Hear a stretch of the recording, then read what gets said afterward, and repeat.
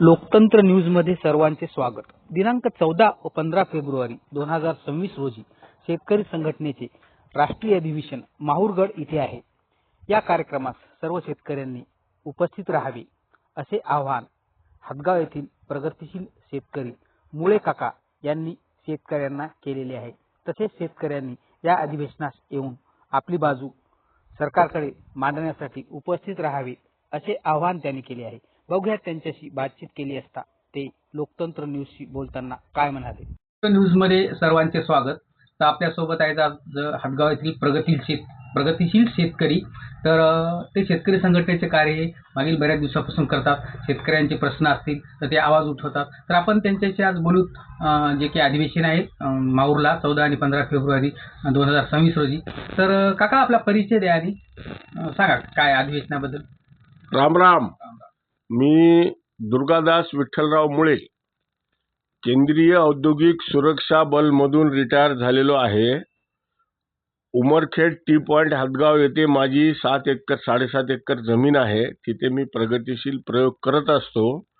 माझे शेतकऱ्याला एक आव्हान आहे की प्रत्येक शेतकऱ्यांनी 14 आणि 15 तारखेला जे काय आपलं अधिवेशन होईल त्या अधिवेशनामध्ये सगळ्यांनी आपली हजेरी लावावी आणि आपले आपले काय प्रश्न असतील तिथे प्रश्नावर आपण त्या चर्चा केलेली बरी। कारण शेतकरी संघटित होणं अतिशय महत्त्वाचं आहे।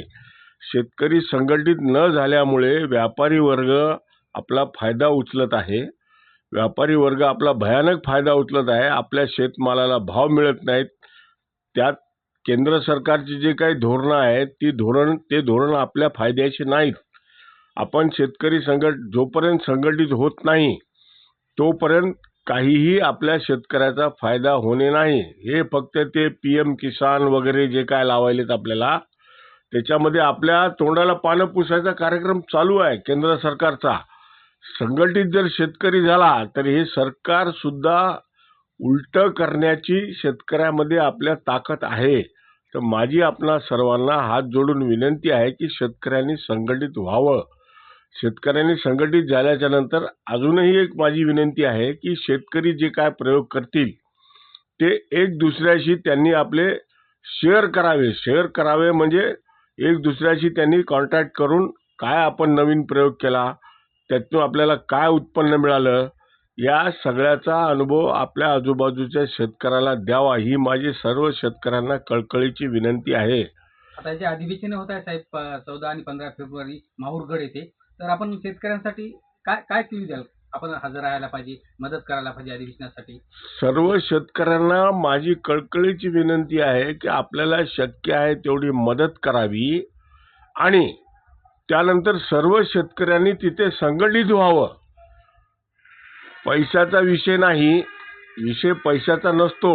फक्त माझं एकच आपल्याला सगळ्या शेतकरी बांधवांना विनंती आहे की त्यांनी संघटित व्हायला पाहिजे।